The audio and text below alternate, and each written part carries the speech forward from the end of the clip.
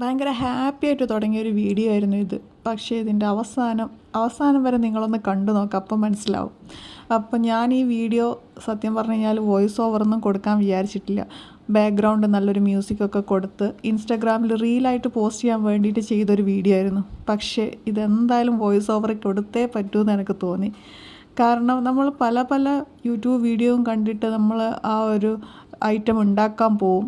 ചിലപ്പോൾ അത് നല്ലതായിരിക്കും, ചിലപ്പോൾ പാളിപ്പോവും. അങ്ങനെ പാളിപ്പോയ ഒരു ഐറ്റമാണ് ഇത്. ഇതൊരു മാംഗോ ഇളനീർ ഡ്രിങ്കാണ്.